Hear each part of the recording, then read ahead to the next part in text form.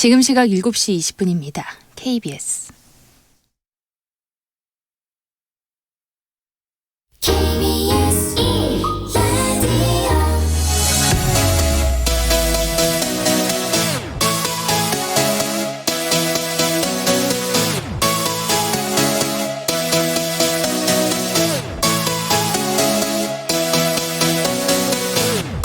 KBS 열린 토론.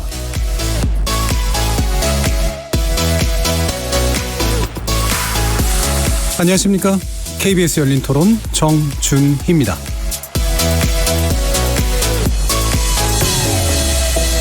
KBS 열린 토론 매주 월요일은 정치의 재구성을 통해 여러분과 만납니다. 문재인 대통령이 차기 검찰총장에 윤석열 서울중앙지검장을 지명했습니다. 지난 정부에서 국정원 댓글 사건 수사를 지휘하다 정권과 갈등을 빚으면서 좌천됐던 윤석열 지검장.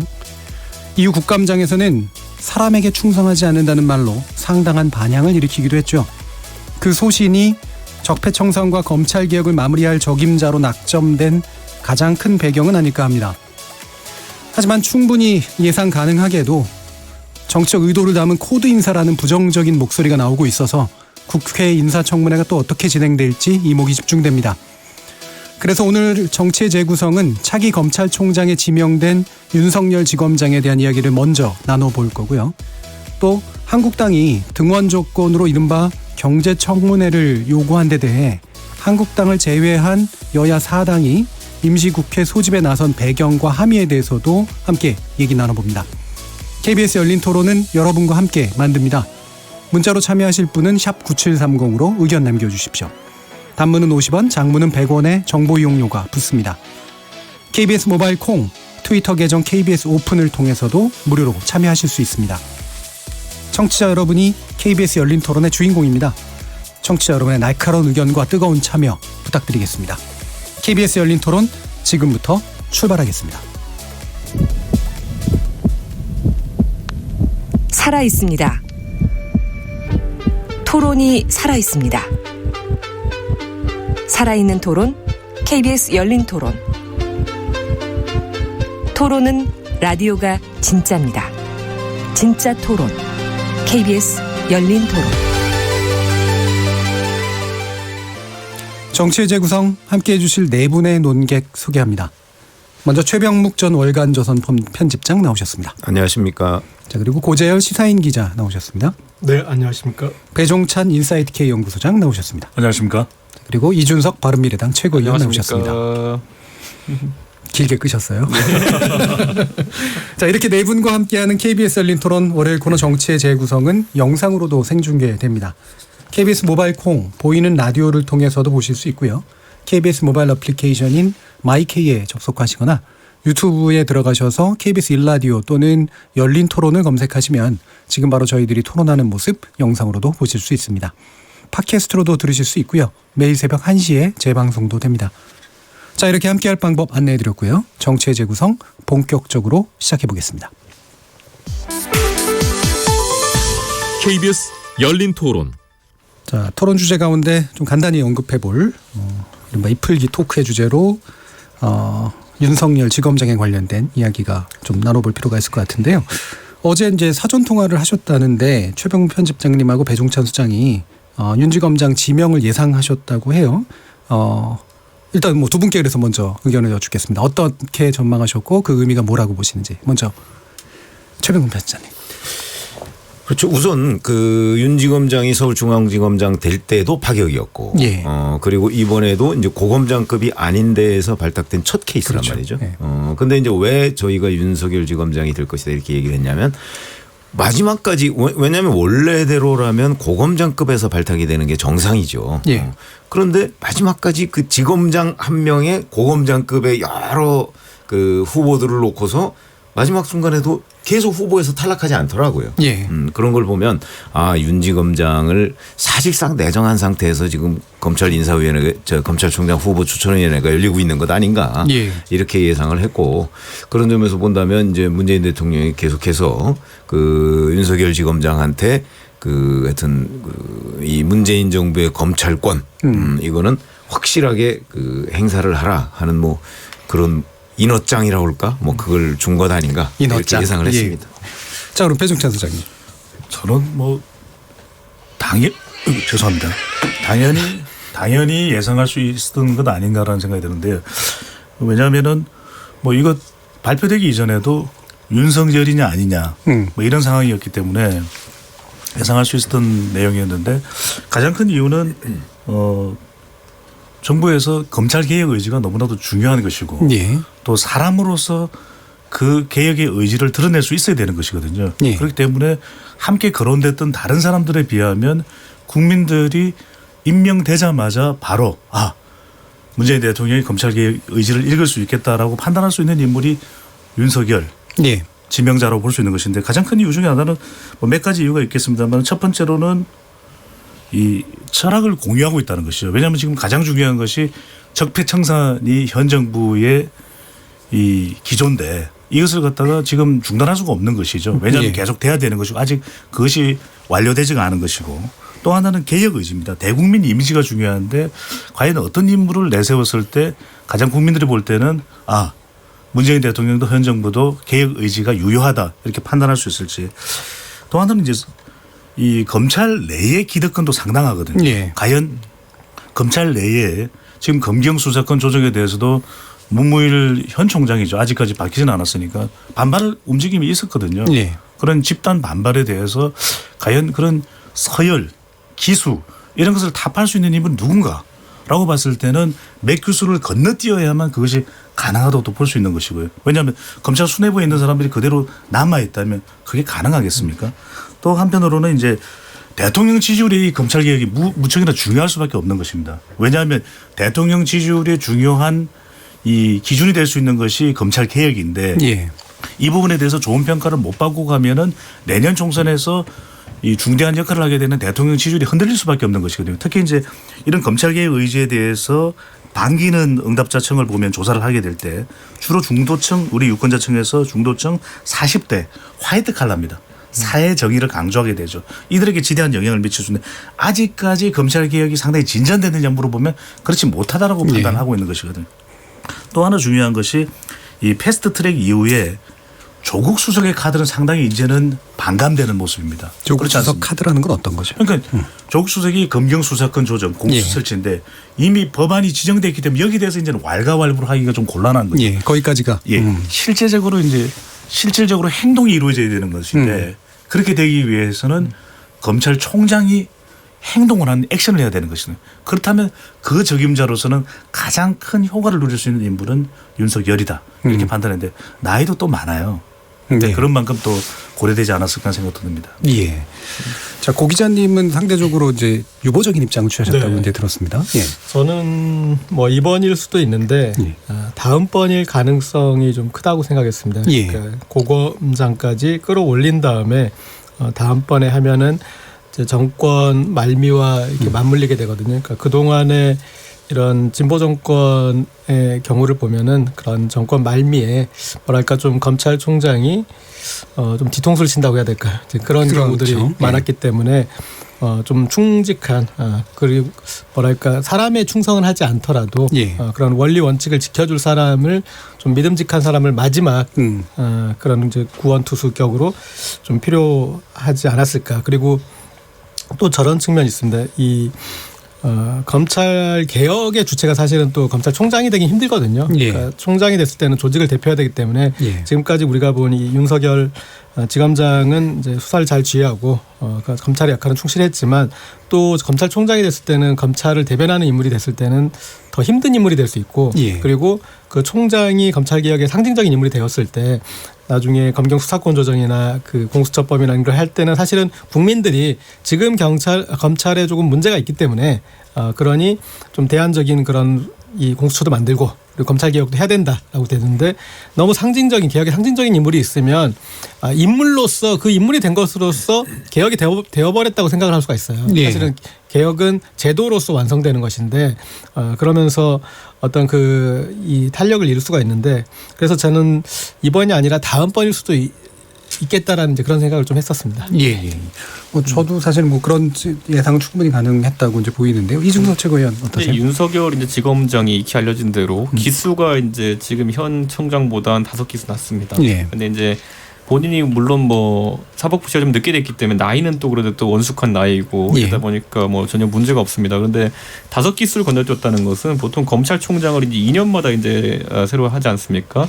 그렇다면 3기수 정도를 이제 빠르게 건너갔다는 것인데 그렇다고 쳤을 때 지금 검찰 내 상부 조직과 하부 조직을 놓고 봤을 때 윤석열 지검장보다 기수가 이제 높은 사람들은 전부 다 이제 사실상 사퇴해야 되는 것으로 이제 문화가 이제 되어 있는데 그렇다면 일시적으로 윗기수에 상당한 공백기와 진공이 생기게 됩니다. 그렇기 때문에는 검찰 조직 장악력이 대통령 쪽으로 급속하게 쏠리는 것이 무엇이냐면 인사권자가 사실상 인사권자가 위에 비는 공백과 진공에 대해 가지고 어떤 선택을 하냐에 따라서 그 뒤에 따라오는 이제 기수들의 운명이 사실 결정되는 네. 것이기 때문에 검경 수사권 조정이나 최근에 검찰 개혁 이슈에 대해 가지고 대통령 또는 대통령의 의중을 수행하는 신임 검찰총장의 의사와 반하는 발언이나 이런 내부 행동이 나오기 어렵거든요. 그렇기 때문에 이건 정치적으로는 묘수입니다. 왜냐하면 한동안 검찰 내에서 내부 반발 자체는 이게 중견 간부급에서 나오지 않을 것이다. 예. 그리고 우리가 익히 항상 아는 거지만은 전시 이렇게 임관하면은 계속 아래 직급부터 따라서 올라가거든요. 그러니까 검찰 조직 전체가 한동안은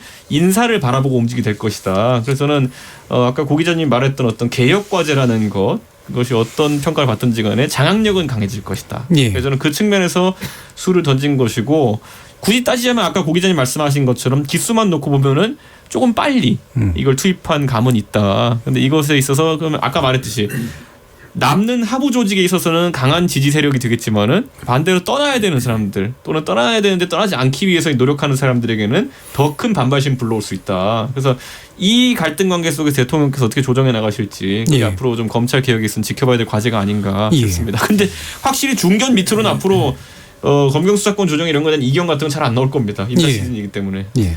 하나 저기 내가 예. 기록을 위해서 하나 찾아봤는데 예. 그러니까 5기수가 그럼 가장 많이 건너뛴 거냐 하니까 그건 또 그것도 아니고요. 아니죠. 예, 예. 6기수가 건너뛴 적이 한 번 있었어요. 예.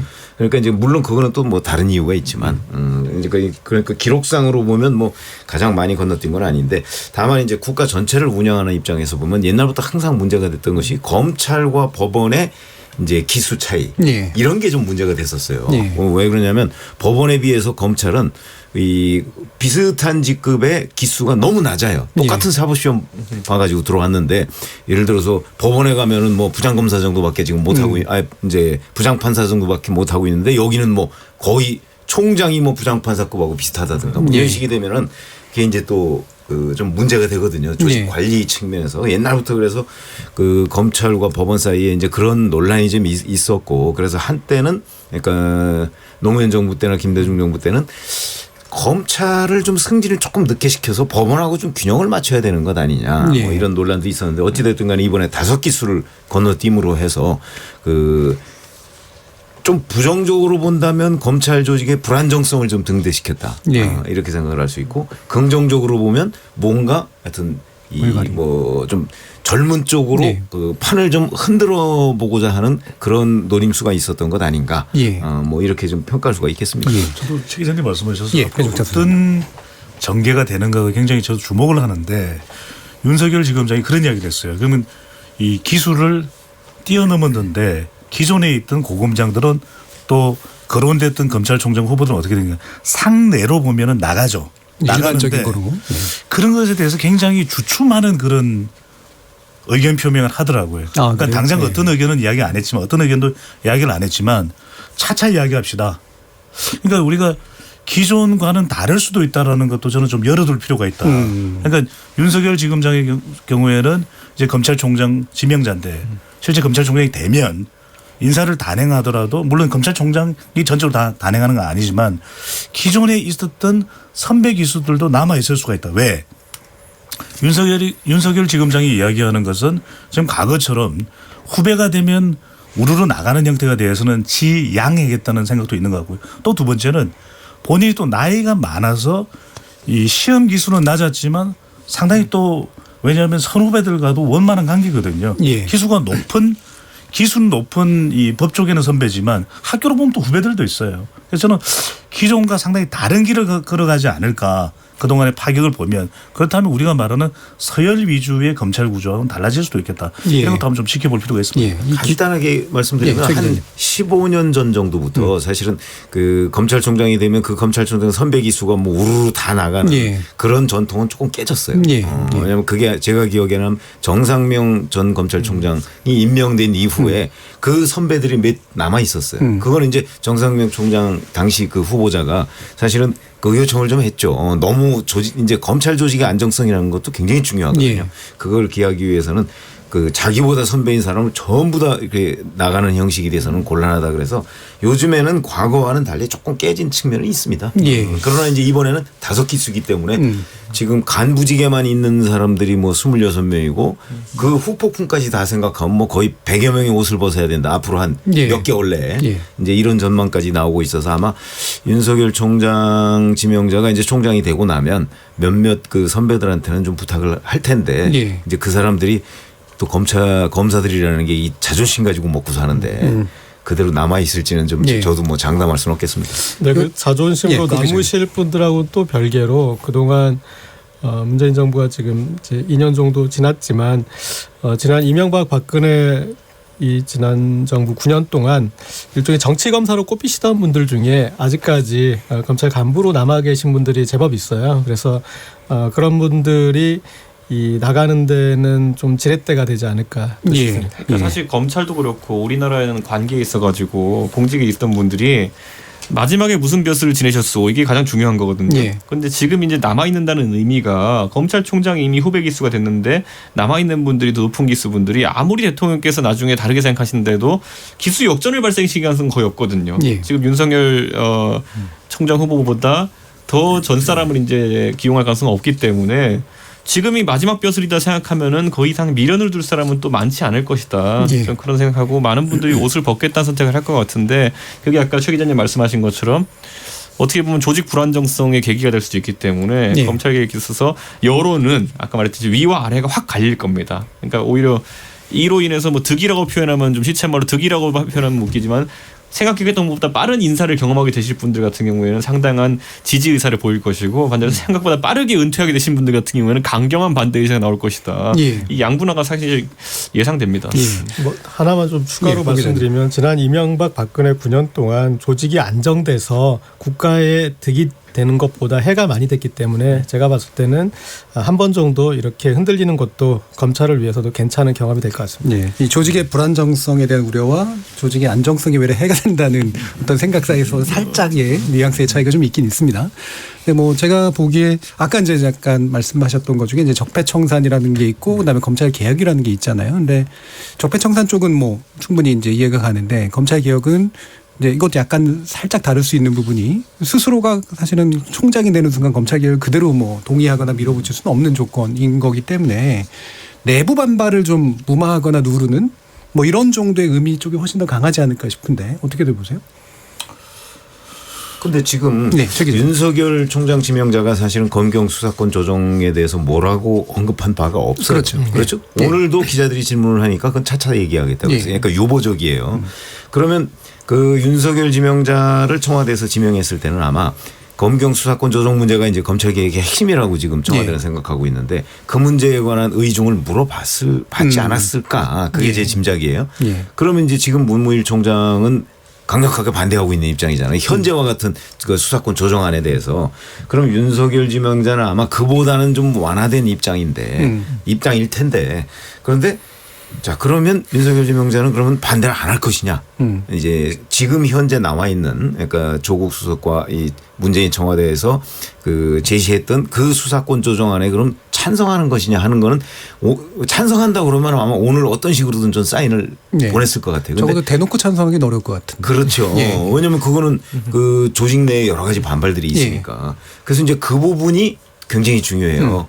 윤석열 지명자가 앞으로 총장이 되면 자 이제 조직을 이끌어가기 위해서는 현재와 같은 그 수사권 조정안을 어떤 식으로든 좀 이렇게 조정을 해서 그 검찰의 권한을 현저하게 축소시키지 않는 그런 방향으로 할 텐데 그럴 경우에 이제 청와대와 어떻게 조율을 할 것이냐 이런 과제가 좀 남아 있죠. 저는 찬성 입장이 확인되지 않았다면은 윤석열 총장 후보자를 지명하지 않았을 것이다.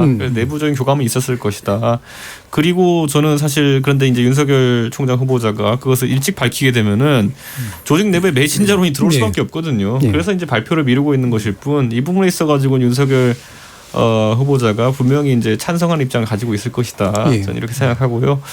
아까 말했듯이 소위 말하면 군대로 비유하면요. 그 소장 이상 장관급들이 한 번에 날아가는 사태가 발생하는 겁니다. 이렇게 되면은. 그렇기 때문에 생각보다 그 조직적 저항의 강도라는 것은 문무일 총장이 있던 시기보다는 약할 것이기 때문에 저는 생각보다 힘있게 검경수사권 조정을 추진할 가능성이 높다. 저는 이렇게 보고 있습니다. 교감이 있는데 그거를 이제 밝히는 방식이라는 것도 되게 중요한 부분이라서 민감한 현안이 있을 때는 여론을 생각하지 않을 수 없거든요. 왜냐하면 현 정부에서 가장 강하게 공약으로 문재인 대통령이 내세웠던 것이 바로 검찰 개혁입니다. 그동안 국민들이 검찰 내부가 굉장히 기득권으로 똘똘 뭉쳐져 있다. 개혁은 그동안 안 되어 왔다. 정권 눈치만 살폈다. 이런 게 있거든요. 그다음에 그걸 안 할 수는 없는 겁니다.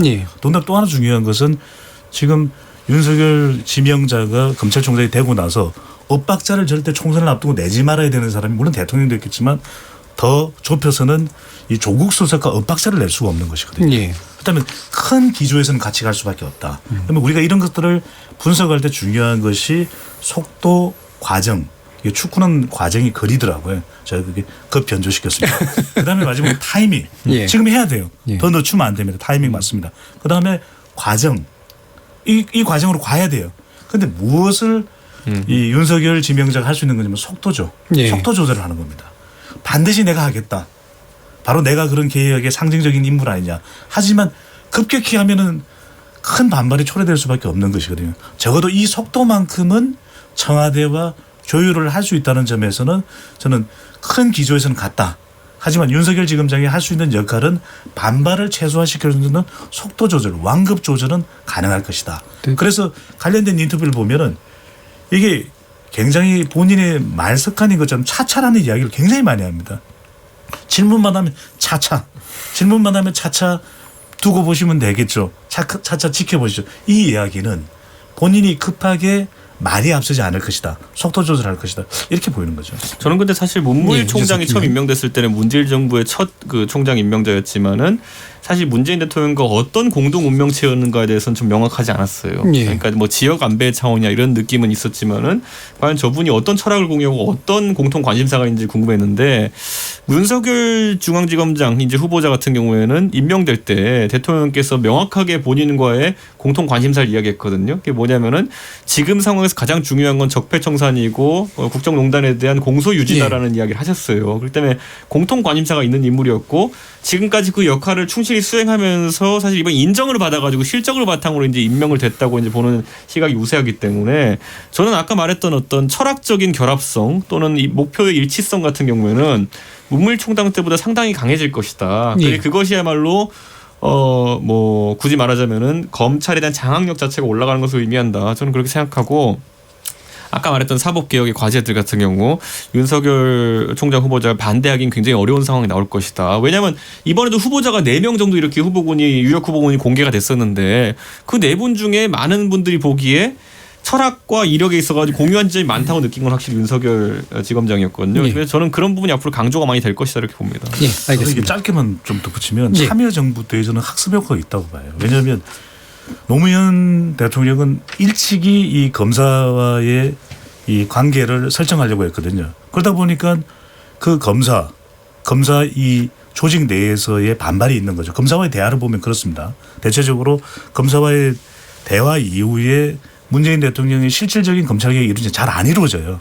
그렇다면 노무현 대통령이 문재인 대통령이 생각할 수 있는 것은 당장 취임하자마자 윤석열 지검장을 이 검사를 임명하기가 힘든 겁니다. 여러 가지 상황을 보더라도. 그렇다면 우선 선 문무일 후 윤석열을 통해서 타이밍 조절이 가능할 수 있는 것이죠. 처음에는 지나친 반발보다는 일종의 학습효가 아닌가. 알겠습니다. 고 기자님까지 마지막으로. 윤석열 지검장의 이제 리더십이 앞으로 이제 도마에 오르게 되는데 검찰 개혁이라고 우리가 뭉뚱그려서 말하는데 여러 결을 생각해 볼 수 있을 것 같습니다. 그러니까 우리가 제도적으로는 공수처 설치나 검경 수사권 조정이 이제 검찰 개혁의 어떤 이 아이템이 되는데 또 안에서는 인적 청산이 검찰 개혁의 어떤 그런 부분이 또 되고 예전에 노무현 전 대통령이 검사와의 대화를 했을 때도 그때 이제 초기에 어떤 그 구상은 검사들이 요구하는 검찰 개혁을 그 안에서 받아들여서 이제 해보고 본인이 또 부탁할 건 부탁하겠다 이제 그런 입장이었는데 그 부분이 이제 좀 엇갈린 거였죠. 그러니까 그래서 이 윤석열 지검장의 여지는 저는 여러 가지가 많다고 봅니다. 그리고 또 본인으로서 상징되는 인적 청산에는 강력한 드라이브를 또 걸 수도 있고 그리고 이 외부 제도에 대해서는 그것에 대해서 지금 검찰이 우리의 입장은 이거 하나입니다라고 정리 안 됐어요. 그러게요. 그러니까 그 정리하는 그 어떤 그 과정을 어떻게 의견을 모아서 받아들여 이렇게 정리해 나가느냐 그 부분도 어떤 리더십을 보여줄 수 있는 측면이 있고 그렇기 때문에 이 부분은 좀 더 지켜볼 여지가 충분히 있을 것 같습니다. 예, 알겠습니다. 예, 좀 오래 털었네요 입을. 자, 두 번째로 또 바로 국회로 가보겠습니다. 지금 또 이제 이게 좀 현안인데 한국당이 이제 경제청문회를 제안했고 민주당이 거부했고 그래서 어떻게 될까 지켜봤더니 지금 일단은 국회를 여는 거로 임시국회를 소집하는 절차가 이제 진행이 돼서 20일로 고지가 된 거로 알고 있는데요. 이게 이제 어쨌든 국회를 여는 방향은 될 것 같은데 국회를 정상화하는 방향이 될지에 대해서는 또 논의의 여지가 충분히 좀 있는 것 같습니다. 이 부분에 대해서 어떻게 보고 계시는지 일단 최병렬 편집장님. 그렇죠. 20일 이제 짝수날 열기로 했다니까 20일이면 이제 국회는 일단은 열리는 거예요. 지금 여기에 딱 적합한 표현이 개문발차죠. 개문발차. 이제 저 버스는 출발을 하는데 천천히 출발을 하기 때문에 사실 뛰어가서 탈 수 있어요. 한국당이. 그러면 이제 20일이면 앞으로 한 나흘 정도 시간이 있지 않습니까? 이 시간 동안에 그럼 민주당은 뭐 우리 어차피 발차했으니까 끝이다 이렇게 하지는 않을 거예요. 한국당하고 또 이제 그동안에 미진했던 협상을 마무리 지으려고 노력을 할 텐데 저는 뭐 경제청문회 주장은 뭐 그렇게 심각한 건 아니라고 생각해요. 왜냐하면 한국당도 그거를 민주당 측에 또는 저 문재인 정부가 받아들일 거라고 생각해서 제안하지는 않았을 거로 보거든요. 다만 하나의 그 새로운 빗장을 거는 거죠. 그 빗장은 언제든지 철거할 수 있는데 그 철거하는 조건이라는 건 결국은 패스트트랙 문제를 어떻게 할 것이냐 하는 문제죠. 특히 그 문제에 이제 한국당 의원의 상당수가 고소고발 당해 있는 상태 아니겠습니까? 그런데 그 고소고발 당해 있는 상태를 어떻게 정치적으로 풀어나갈 것이냐 하는 부분을 저는 민주당하고 한국당하고 아마 합의를 해야 될 것으로 보여요. 그게 합의가 안 된다면 아마 개문발차 한 대로 그냥 한국당은 빠이빠이 하고 아마 끝낼 가능성이 더 높아요. 그런데 그렇게 될 경우에는 추경은 처리되기가 굉장히 어렵거든요. 한국당을 제외하고 지금 예결위원장이 한국당 그 소속인데 그렇기 때문에 어찌됐든 간에 민주당도 여기서 이 협상을 타결짓기 위한 뭐 양보선 또는 뭐 어떤 공세적 입장 뭐 이런 것들을 하여튼 종합을 해야 돼요.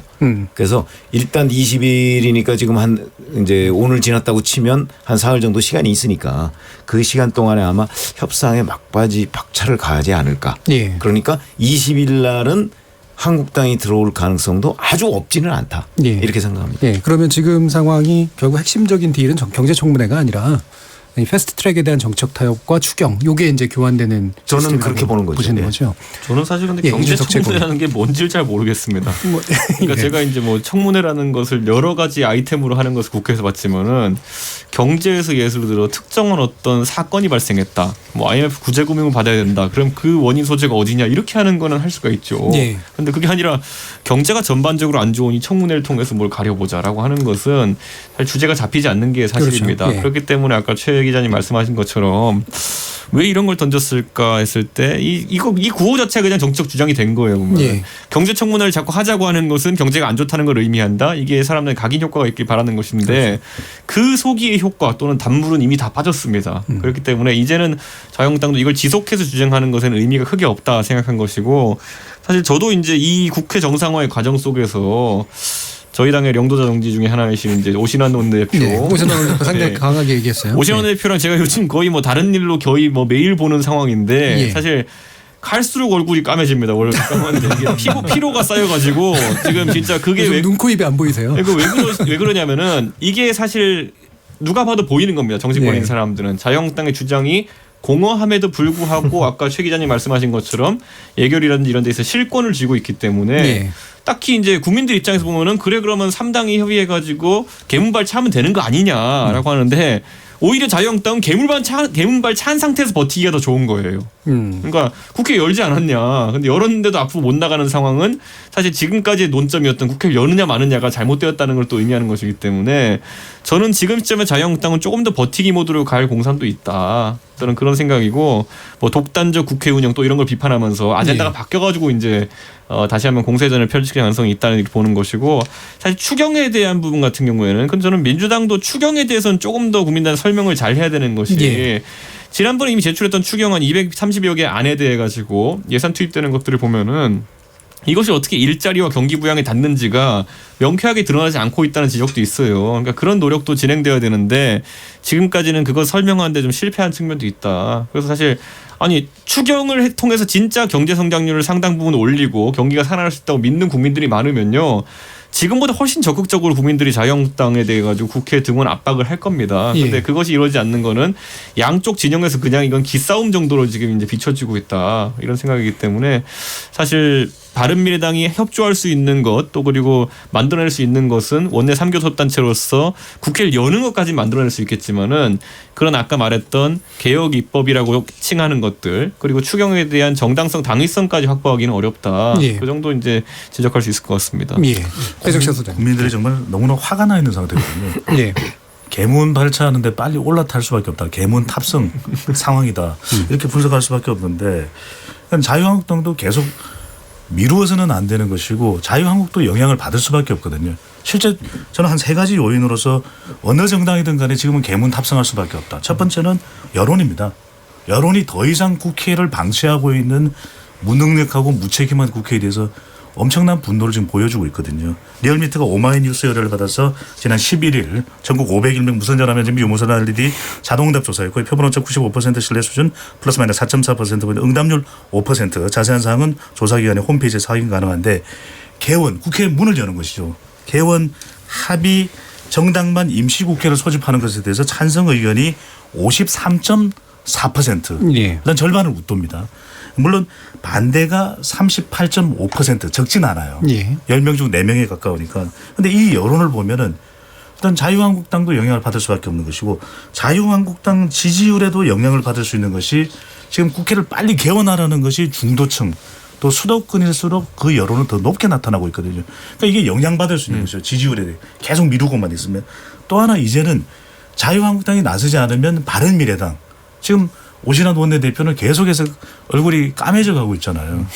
분명 미백이 필요해 보이는데 이렇게 되면은 우군이 없어지는 겁니다. 자유한국당 입장으로 볼 때도. 그리고 존재감을 뿜뿜해야 되는 오신환 원내대표로서는 독자적으로 또 주도적으로 갈 수밖에 없거든요. 그렇게 되면 바른미래당의 역할상이라도 자유한국당의 입장 표명을 할 수밖에 없는데 근데 결과는 그렇습니다. 지금 10명 중에 4명 가까이 최명목 기자께서 중요한 부분을 지적하셨는데 그러면은 임시국회 소집 너무나 당연한 것 같은데 반대하는 게 10명 중에 4명 왜 있느냐.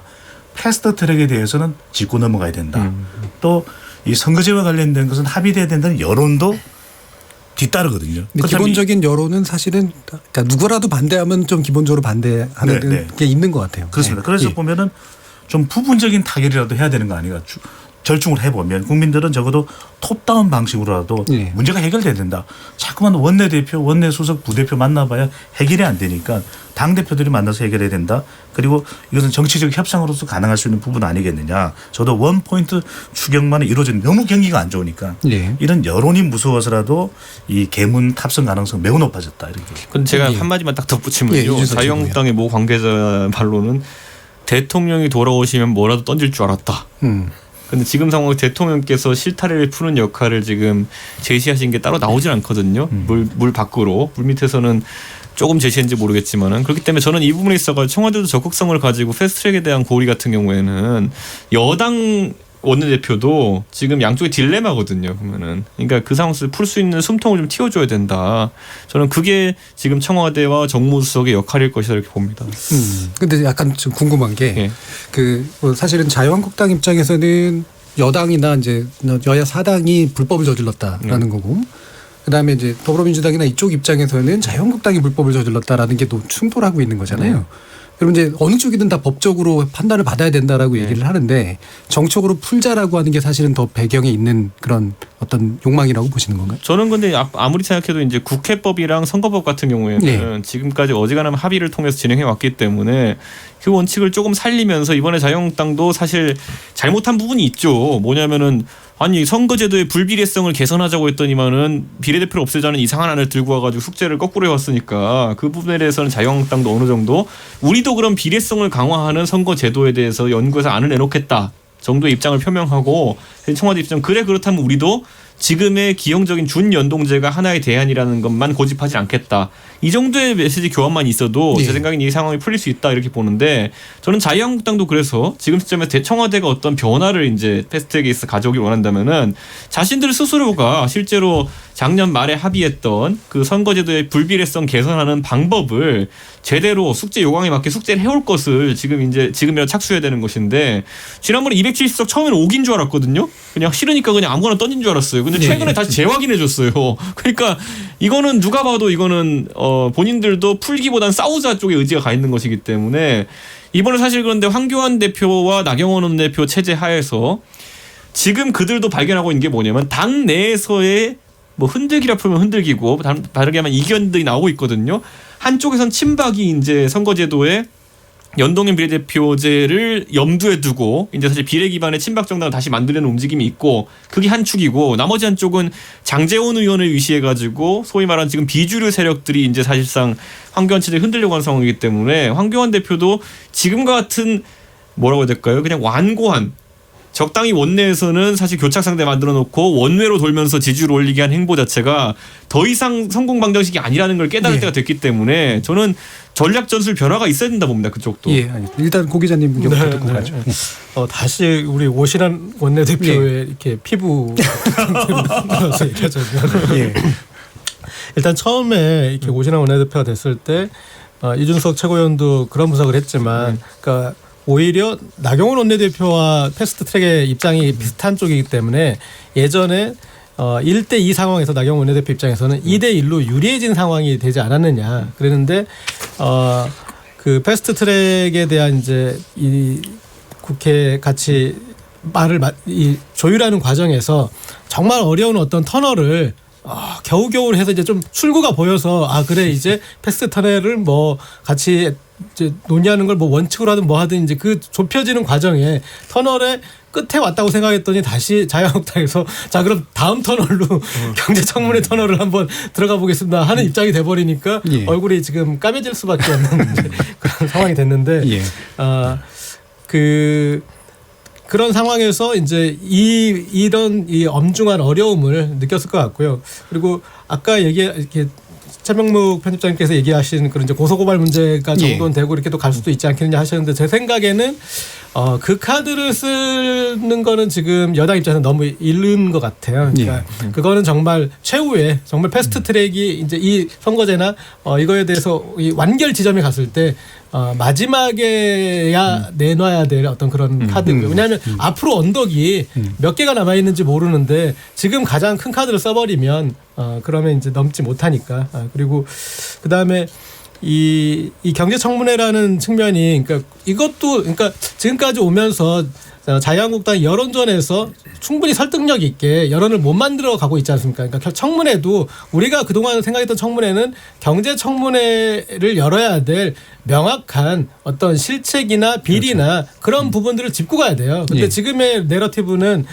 소득주도 성장이 잘못해가지고 우리 경제가 이렇게 망가진 거 아닌가. 그거에 대해서 한번 청문회 해보자. 이런 입장이잖아요. 그러니까 이걸로 정도는 국민들이 좀 동의하기 어렵고 그래서 지금까지 어떤 지난한 과정을 거치면서 여론을 설득하는 어떤 그런 데서 실패했는데 이런 과정만 또 반복되는 게 아닌가 싶습니다. 그리고 이제 전체적으로 야권 지지층이라 하더라도 예를 들어 경제청문회 명분이 약간 부족하더라도 최근에 야권이 투쟁을 하면서 정부 실정을 잘 이제 핀포인팅해서 지적해가지고 예를 들어 지난번에 청와대에서 이제 비서진들 불러가지고 예를 들어 뭐 임종석 실장이랑 이야기하고 이랬을 때 성과가 조금이라도 잘 났으면은 그때 뭐 조국 수석 부르고 했을 때 그럴 때 났다면은 기대감을 가지고 한번 밀어보기라도 할 텐데 최근에 전투력이라는 게 좀 약간 애매했거든요. 그렇기 때문에 과연 경제청문회를 열었을 때 진짜 야당스러움 보여줄 수 있을 것이냐 아니면 이것이 그냥 구호에 그칠 것이냐 있어가지고 못 믿어온 점이 있는 것이거든요. 저는 이런 어떤 총체적인 야당 생활의 위기라는 것 자체에 대해 가지고 한번 좀 생각해봐야지 않을까 그런 생각합니다. 그럼 제가 최 편집장님께 아마 이거 여쭤봐야 될 것 같은데 지금 경제청문회 얘기가 마침 나와서요. 이게 경제청문회 자체는 사실은 대부분의 분들이 되게 이 추상적이고 뭐냐라는 생각을 하는데 이 약간 달라 보였던 건 민주평화당이 또 이제 경제청문회 받고 추경까지 해서 가자 그러면서 전 정부까지 포함해서 경제 실정에 대해서 얘기하자. 뭔가 이상한 조합들이 좀 더 이상 그렇죠. 근데 왜 이런 이게 나오고 있을까요? 아니 저는 이제 일종의 어깃장이라고 봐요.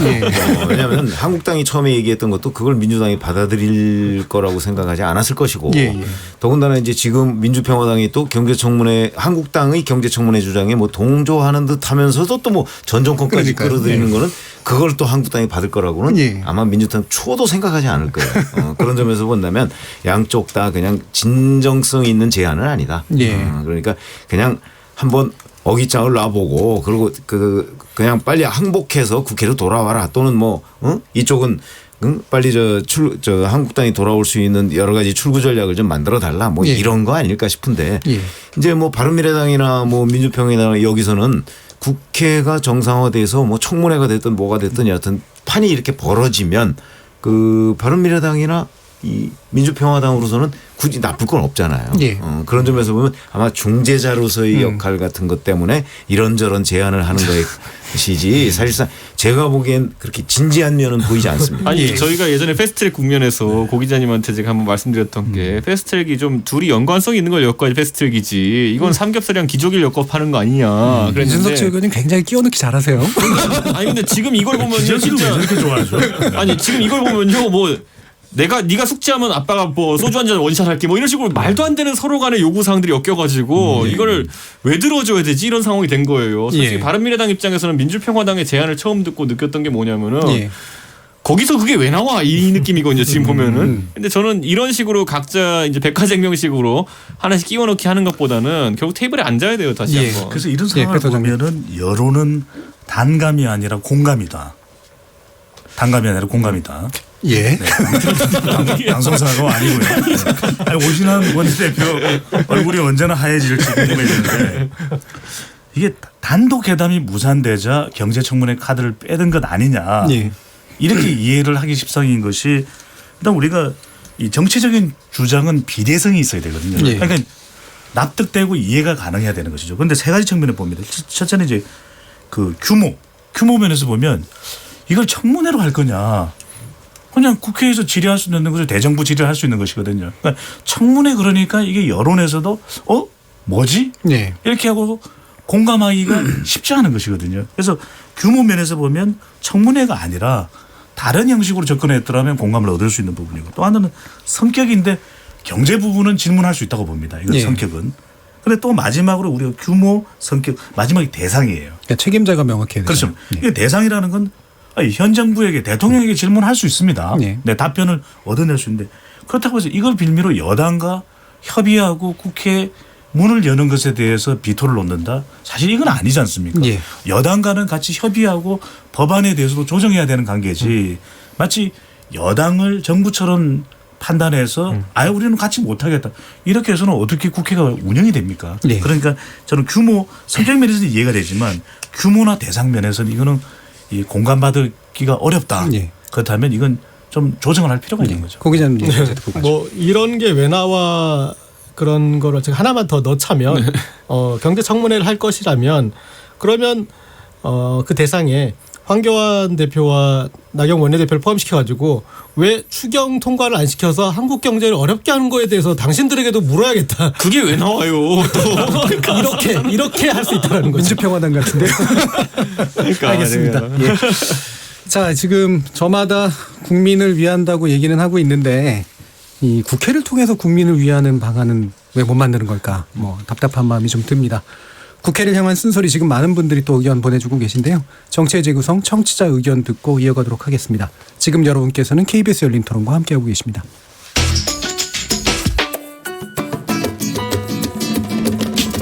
묻는다, 듣는다, 통한다.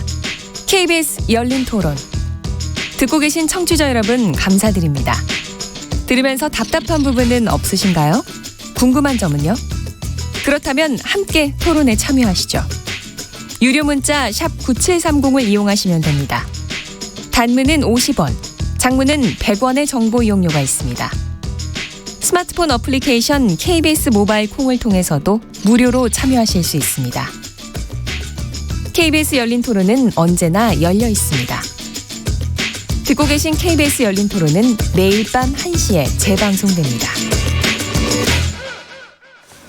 자, 토론이 진행되는 동안 청취자분들께서 보내주신 의견 듣고 가겠습니다. 정의진 문자캐스터. 네, 안녕하십니까. 문자캐스터 정의진입니다.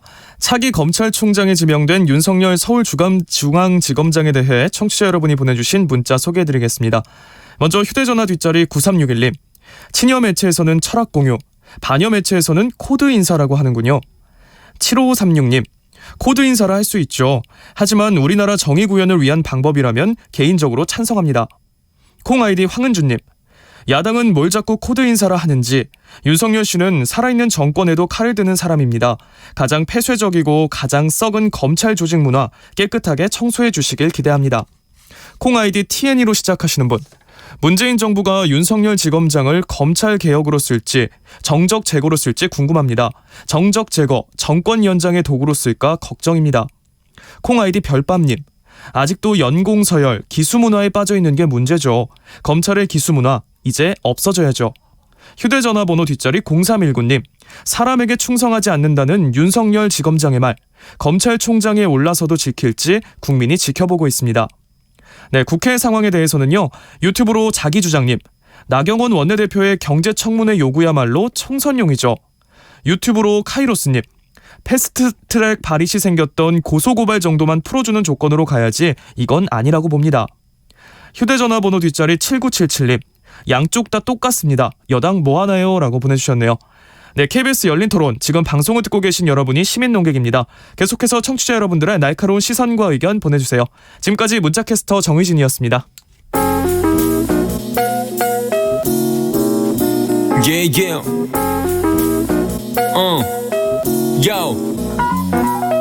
무엇이든 묻고 진심으로 듣고 마음으로 통하는 여기가 열린 토론. 라디오가 진짜 토론. KBS 열린 토론.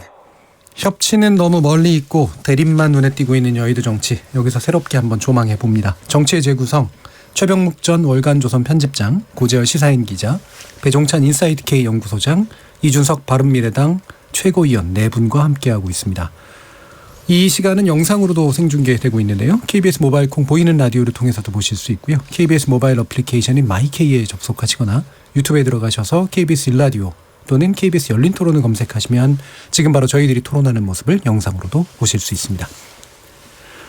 지금 방금 속보가 들어왔는데요. 신화통신의 보도인데 시진핑 주석이 20일에서 21일 사이에 북한의 국빈 방문 예정이라고 합니다. 구체적인 내용은 아직 알려져 있지 않습니다만 뭔가 북한과 중국 사이에 어떤 변화의 조짐이 있지 않은가 싶습니다. 자, 그러면 정치의 재구성, 이번에는 이제 한국당 문제 가지고 좀 더 얘기를 해보려고 하는데요. 이 부분 이제 이준석 최고위원께 먼저 여쭤야겠어요. 네. 예, 친박계 중진 홍문정 의원이 탈당을 공식화하면서 조원진 의원이 이끄는 대한민국당 공동대표로 추대됐습니다. 그래서 지난번에 잠깐 얘기하셨던 그 연동형 비례대표제를 통한 뭔가 약간의 변화, 그러니까 그런 고리가 좀 가능하다라고 이제 보셨는데 이 부분 더 한번 얘기해 보시죠. 제가 이제 돗자리를 깔아야 될 것 같습니다. 예. 실질적인 행동이 이제 나오기 시작했는데. 저는 이제 이렇게 봐야 될 것 같아요. 친박연대의 어쨌든 성공 방정식을 한번 봤기 때문에 그와 비슷한 방향으로 가긴 할 것이다. 그런데 연동형 비례대표제가 되면 이게 더 쉬워진다.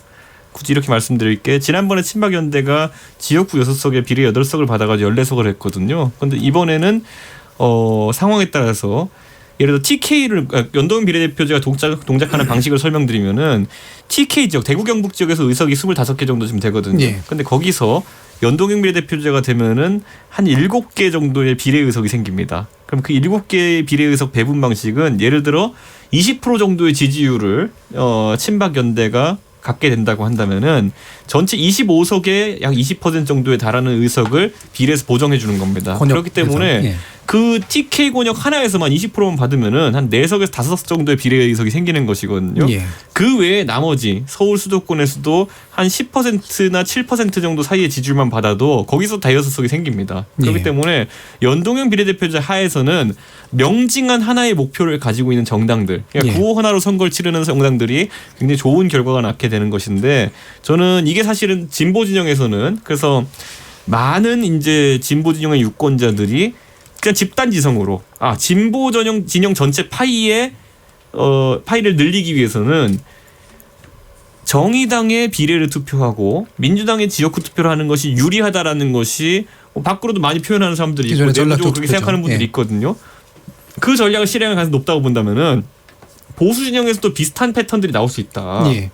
근데 그 전략을 시행하는 데 있어가지고 제가 속한 바른미래당보다는 친박연대가 하는 주장이 솔직히 간단 명료하게 합니다. 그래서 제가 참 뭐라고 해야 될지 모르겠는데, 사실 저는 그래서 그게 아마 명징하네요. 명징해. 네. 조원진 의원과 그리고 홍문종 의원이 노리는 지점이 그것일 것이다. 예. 이렇게 하고, 자 여기서 한 가지 제가 지난주 얘기 더 하고 싶은 건 뭐냐면은, 자 많은 분들이 홍문종 의원이 호언 잠당을 하고 있는데 과연 어떤 사람들이 그러면 탈당해가지고 그건 친박연대 또는 신공화당이라고 하는 그곳에 들어갈 것이냐 하는데, 권역별 비례대표제라는 것이 참 묘한 것이 뭐냐면요, 나가가지고 어쨌든 권역별로는 1, 2번까지는 친박연대가 당선시키기가 쉬운 구조예요. 예. 권역별로. 그렇다면은 부산에서 그리고 수도권에서 충청권에서 아마 조원진 의원이나 홍문종 의원이 이제 속된 말로 꼬실 때 어떻게 할 거냐면은 먼저 나오는 사람들한테 비례 1, 2번을 주도록 최대한 노력하겠다라고 예. 하게 되면은 사실상 많은 동요가 있을 것인 게, 지금 예를 들어 뭐 강원도의 김진태 의원님이라든지 아니면 충청도의 김태흠 의원, 그다음에 뭐 부산 지역에도 친박 의원들이 꽤 있는데, 이분들 같은 경우에는 둘 중 하나입니다. 한 12월까지 기다렸다가 공천 분위기 이상한 거 보고 나올 수도 있고, 아니 예. 그 전에 나올 수도 있는데, 이 둘이 다른 게 뭐냐면은 9월, 10월쯤에 나오는 것과 12월 이후에 나오는 게 왜 다르냐면요, 결정적으로 패스트트랙을 통과시킬 수 있느냐 없느냐의 차이가 있습니다. 예. 왜냐하면 패스트트랙 표결이 지금 빠르면은 11월에서 12월 사이에 이루어질 것이다라는 예측이 되는데요. 지금 다시 한번 열거해드리면은 민주당이 128석, 정의당이 6석, 그리고 친여성향 무소속이 4석 해가지고 거기까지가 138석 정도 됩니다. 예. 12개가 부족한데, 그러면은 굳이 따지면은 저희 당에도 패스트트랙 좋아하시는 분 몇 분 있어요. 예. 그러면 자유투표하면 한 3-4분 있으실 거고요. 친박연대라고 일컬어지는 그분들이 10석 정도만 자신들이 확보할 수 있으면은 민평당이 어떤 생각을 하는지와 관계없이 패스트트랙을 통과시킬 수 있습니다. 예. 그렇게 되면 본인들이 생각하는 친박연대 전략, 비례 기반의 정당 전략이 꽤 순탄해지는 것이죠. 예. 그러니까 조원진 의원이나 홍문종 의원 입장에서는 이번에 홍문종 의원이 9월이라는 얘기를 했어요. 9월 전에 탈당하는 사람들이 몇이나 나올 것이라고 했는데, 그 9월이라는 분수령은 패스트트랙에 도움이 되는 탈당입니다. 그거는. 예. 그래서 아마 그렇게 된다 그러면은 가장 발등에 불이 떨어지는 건 뭐냐? 황교안 대표죠. 왜냐하면은 패스트트랙을 그렇게 막고 싶어하는 이유가 뭐냐면, 패스트트랙이 진행돼가지고 연동형 비례대표가 되가면은 한국당 의석이 20-30개 정도 깎일 것이다라는 예상 때문인데, 그 깎인 게 다 어디로 가느냐? 조원진, 홍문종 의원 쪽으로 갈 수 있는 구조라는 거죠. 예. 그렇게 되는 게 상당히 두렵기 때문에 이게 두 가지 전망이 있는데, 결국에는 홍문종 의원이 이걸 너무 잘 알기 때문에 지금 협박 카드로 이걸 쓰는 것이다. 아니면 진심으로 진짜 친박연대 한번 해보고 싶은 거라는 게 있다. 어느 쪽일지 모르겠지만은 둘 다 위협적인 지금 이야기인 것은 사실 맞습니다. 예. 대한애국당 컨설팅 해주시고 계세요. 자, 이 부분에 대해서 일단은 최 기자님 의견이 좀 다르실 것 같아서. 근데 예. 제가 보건대는 그 홍문종 의원이 이제 뭐 탈당을 하겠다고 하고 지금 뭐 탈당기를 아직 안 냈어요. 그러니까 탈당을 하더라도 아마도 제가 어제 지난주에 왜 자수라는 표현을 썼지 않습니까? 예. 만약에 공천 작업이 시작되면 아마 이제 서청원 의원이 탈당을 한 상태에서 홍문종 의원이 1호 공천 탈락자가 될 것이라는 이제 아마 예상을 본인은 한 것 같아요. 예. 그러니까 홍문종 의원은 저렇게 과감하게 그 이 당을 탈당하겠다고 선언을 할 수가 있었지만, 자 그럼 다른 사람들은 어떠냐? 그 중에 또 모르겠어요. 뭐 예를 들어서 윤상현 의원이나 김진태 의원 정도는 뭐 워낙 그 자타공인 이제 구 개념으로 따지면 친박이니까, 그러니까 뭐 탈락 가능성이 좀 있다고 생각할지 모르겠으나, 나머지 사람들, 나머지 과거에 친박이었던 의원들이 있잖아요. 그 사람들은 본인이 친박이었다고는 하지만 친박의 핵심은 아니었다고 생각을 할 거라고요. 지금은. 그렇기 때문에 이 사람들은 아마 공천 과정을 지켜봐가면서 결정을 할 가능성이 매우 높아요. 근데 아까 뭐 12월 달에 뭐 패스트트랙 그쯤에 이제 뭐 투표가 이루어지지 않겠냐 그러니까 그거 뻔히 아는데 자유한국당이 그때쯤 패스트트랙을 투표하겠습니까? 저는 안 한다고 보거든요. 예. 안 하면은 이 패스트트랙 그 투표 패스트트랙이 그때까지 뭐 살아 있을지 없을지도 모르겠었고 만약에 그때까지 살아 있다 할지라도 투표는 그때 이루어지지 않을 거예요. 예. 그러면 뭐 내년 1월 뭐 2월 이때쯤으로 만약 넘어간다고 하면 이 사람들이 탈당할 기회라는 건 결국 공천 탈락이 명백해졌을 때 탈당하는 것인데 예. 그 시기가 점점 늦춰진다는 거죠. 예. 그러면 결국 그 뭐 공천이 시작되기 전에 탈당할 기회를 잡기라는 것은 저는 거의 불가능하다. 그러니까 앞으로 만약에 저 홍문종 의원이 지금 어떤 큰 소리를 치더라도 그 당에 합류할 뭐 신공화당인가 뭐 이렇게 저 가칭 지었다고 하던데 그 당에 합류할 사람은 뭐 많이 잡아야 뭐 한두 명 정도 더 있을까 말까 하는 정도지 그 우리가 뭐 이렇게 얘기하듯이 뭐 대거 저 자유한국당에서 탈당해서 거기로 갈 것이다. 저는 그렇게 생각 안 합니다. 혹시라도 그런데 여기서 한 가지 제가 먼저 변수를 던져놓자면은 지난번에 황교안 대표가 대표 선거할 때 전당대회 할 때 그것이 진짜 그분의 뜻이었는지는 알려지지 않았지만은 유영아 변호사가 황교안 대표 후보를 사실상 디스하는 이야기를 했죠. 예. 그런데 이번에 만약에 박근혜 대통령이 옥중에서 또는 옥에서 나와가지고 황교안 대표에게 국민도 속고 나도 속았습니다라는 말을 하면 어떻게 되는 것인가. 그게 만약에 왜냐하면 이번에 이게 상당히 중요한 것이 김진태 의원이나 이런 사람들 같은 경우에 홍문종 의원의 전언을 듣고 움직이지는 않을 겁니다. 하지만 본인이 어떤 경로로든지 지금 홍문종 의원이 주장하는 것처럼 박근혜 대통령과 모든 단계에서 교감을 하고 있다는 것이 사실로 드러나게 되면은 그분들은 사실 시계가 가는 게 굉장히 부담스러울 겁니다. 계속. 그러니까 그런 상황 속에서 저는 진짜 지난번에 유영아 변호사의 그런 언급도 사실이고 이번에도 홍문종 의원의 그런 언급이 사실이라면은 총선을 앞두고는 더 강하게 그 의사를 전달할 수도 있다. 그랬을 때 저는 진로도 어떻게 될지 궁금해집니다. 둘 다 이제 뭐 상술하기보다는 좀 변수에 더 가까운 것들이라. 그런데 배종찬 소장님. 컨설팅은 반드시 데이터에 기반을 해야 돼요. 데이터에 기반을 데이터에 기반을 해야 되는데 정치는 생물이라 그러고 선거는 미생물이거든요. 근데 가장 중요한 건 목표는 우리 이준석 최고도 내년 총선의 목표는 당선 아닌가요? 당연하죠. 도전이 아니거든요. 예. 당선하고자 하는 사람들이 과연 박근혜 전 대통령의 정치적 후광 효과에 대해서 예. 과연 그 정도로 평가할까? 그럼 과대평가할 수가 있는 것이거든요. 이제는 박 전 대통령과 최대한 멀어지고 싶은 오히려 의지와 성향이 발현될 수가 있는 것이죠. 대표님 그럼 어느 정도 몇 % 정도의 영향력이라고 보세요? 너무 깊게는 묻지 마시고. 그래서 데이터에 기반해서 말씀해 주시죠. 아직 데이터가 없는 모양이죠. 네. 친박 시간 관계에서 빠르게 친박보다는 친황 쪽으로 갈 가능성이 높다. 그만큼 살아있는 그러니까 제가 여전히 진행 중에 있는 황교안 대표가 선거 유세장에 가서 지원 유세를 해줄 수 있는 것이거든요. 그리고 지금 가장 유력한 대선 후보로서 자리매김이 돼 있는 거죠. 보수 진영 쪽에서는. 그렇다면 이것은 홍문종 의원의 판단은 완벽하게 결정 내리기 전까지는 좀 더 기다려봐야 되겠지만 저는 이건 오버액션이다. 오버액션 될 수밖에 없는 첫 번째는 총선 공학을 보더라도 너무 혼란스러운 거죠. 왜냐하면 비례대표가 아닙니다. 비례대표를 노리는 인물이라면 연동형 비례대표를 감안하겠죠. 그런데 지역구 의정부에 지역구가 있는데 과연 당을 왔다 갔다 하면 유권자들이 어떻게 생각할까요? 유권자도 혼란이 옵니다. 두 번째로는 이 소속 정당이 이제 대한애국당이 되고 신공화당으로 탈바꿈된다면 그 후광을 노려보자. 그런데 정당은 세 가지가 있거든요. 이념 기반이 있어야 됩니다. 세대 기반이 있어야 됩니다. 지역 기반이 있어야 됩니다. 언제 만들죠 이거를?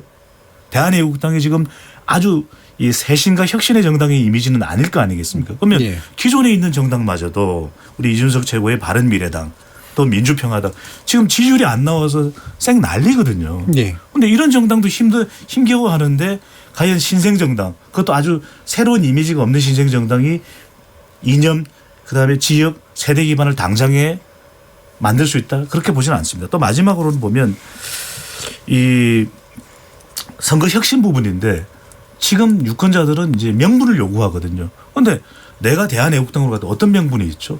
대체적으로 사람들이 유권자들이 판단할 수 있는 건 자유한국당 공천을 못 받을 것 같으니 당을 옮기는 거구나.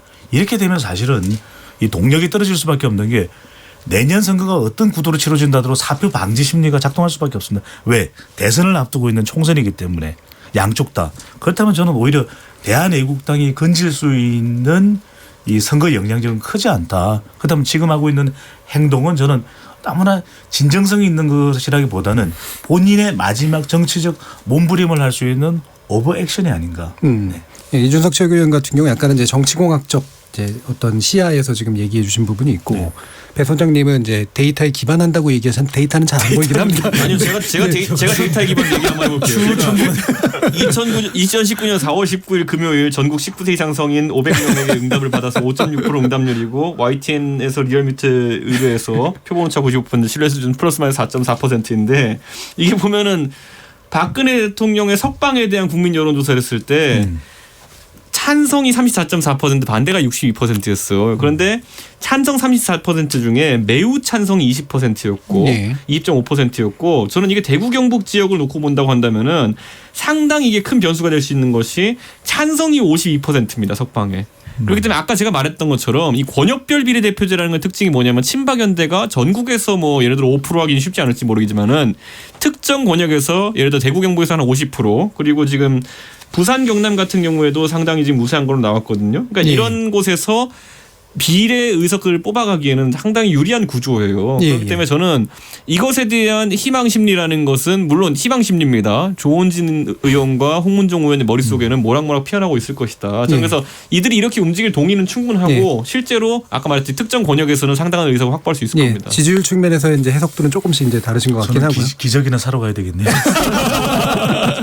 고재열 기자님은 이 부분 어떻게 보세요? 이 대한애국당 미래에 대한 이 두 희망적 사고인 것 같은데 잘 안 될 것이다라는 네, 배종찬 소장님 그 희망적 사고와 또 이 두 분 다 희망적 사고라고 지금 약간 홍문종 의원의 50석이 넘을 것이라는 또 희망적 사고. 근데 본인도 그런 계산기 돌려봤겠죠. 그리고 거기 이준석 최고위원이 이제 시뮬레이션 한 거에 좀 더 그런데 이 정도 얻으면 또 얼만큼 될까. 그래서 본인의 어떤 그 기대치를 모아본 숫자가 이제 그런 것일 것이고 이렇게 들어왔는데 저는 이 여기서 주목할 게 바로 그 여론조사 질문이었던 박근혜 석방이라고 생각해요. 왜냐하면 어쨌든 이 또박연대잖아요. 또박연대. 또박연대인데 새로 만드셨어요. 이름으로 괜찮나요? 엄청난데요. 이름으로 죽이시네. 이 또박연대가 만들어졌을 때 거기서 박근혜라는 이름이 살아나고 박근혜 석방이나 이런 것들이 이슈가 되는데 이게 가장 황교안 대표한테는 가장 힘든 사안이라는 거. 부담스러울 수 있다. 바로 그거죠. 그러니까 이 지금까지 어떤 이 선거를 우리가 치러야 되는 그러니까 경제청문회 얘기하는 것도 이 경제 가지고 하면 우리가 야당이 어쨌든 이길 수 있다라는 어떤 그런 확신이 있는데 박근혜의 이름으로 치른다면 이건 다시 적폐청산에 대한 얘기도 환기되고 그리고 야당 심판 선거까지도 될 수 있는 어떤 그 프레임에서 너무나 불리한 부분이거든요. 그리고 명확한 입장을 취할 수 없어요. 지금 황교안 대표와 나경원 원내대표 둘 다 박근혜 이 석방은 물론이고 박근혜 전 대통령 탄핵에 대해서도 지금 명확한 입장을 못 가지고 있거든요. 그런데 이것에 대해서 입장을 명확하게 하라는 그런 압력이 세질 수밖에 없어요. 그랬을 때 이 양쪽에서 받는 그 압박 그리고 이런 것들이 정말 엉키게 때문에 선거를 치기가 너무 힘들어지죠. 그런데 아까 그 고 기자님 제가 말씀드렸던 것처럼 지금 이제 정의당과 민주당이 예를 들어 진보 지역 내에서 사실 보수 쪽에서 보면 초록이 동색이거든요. 대충 비스무리해 보이는데 왜 당을 따르게 할까 이런 생각을 하는데 사실 실제 정책을 보면 굉장히 다른 지점이 많아요. 그렇기 때문에 당을 따로 하지만은 선거 때는 암묵적 연대 상황들이 계속 연출되고 있는 것이거든요. 근데 그게 굉장히 효율적으로 동작했던 것이 지난 대선과 총선이었어요. 전 그렇다 봤을 때 보수 진영에서 그러면은 소위 지금 대한애국당스러운 주장을 하는 분들이 같이 당에 있는 것이 더 편하냐 아니면은 따로 존재하면서 자신들이 정책 목표를 향해 가는 것이 더 유리하냐 있어가지고 그건 보수가 경험해보지 않은 세계라서 또 모르는 것이긴 하지만은 뭐 정의당과 민주당이 모델처럼 정리만 될 수 있으면은 나쁠 것은 없다 저는 이런 생각을 또 하거든요. 왜냐하면 지금 분명히 총선을 앞두고 보수 대통합이라는 것이 허울은 좋지만 보수 대통합했을 때는 탄핵에 대한 입장이 뭡니까 그랬을 때 세모요 이럴 수는 없는 거거든요 보면은. 그러니까 총선 앞두고는 당이 세모를 할 수가 없어요. 전당대회 앞두고는 할 수 있을지 몰라도 그런 상황 속에서 많은 측면에서 이념과 정책을 공유하기 어려운 대한애국당 또는 신공화당류와 나머지 보수 세력이 병존하는 것도 하나의 대안이 될 수 있다는 생각을 하는 보수 쪽의 사람들 꽤 있어요. 그런데 고 기자님. 남의 얘기처럼 말씀하시는데 이 생존 모형에 바른미래당은 어떻게 살아남아야 되는지 저는 제가 알아서 하겠습니다. 요즘 그거 질문하려고 자영업자의 했는데. 마음으로 살고 있습니다. 예, 최 기자님은 어떻게 보세요? 보수대 통합이 외려 이제 김용태 의원 같은 경우는 이것 때문에 유리해질 수 있다 이렇게 얘기했다는데. 만약에 이제 신공화당이 진짜 창당이 된다고 한다면 그러면 이제 자유한국당으로서는 엄청난 부담인 건 사실이죠. 그리고 이제 진짜 민주당으로서는 아 이거 내년 총선에 우리가 단독으로 과반되는 거 아니야? 뭐 이런 기대를 가질 만해요.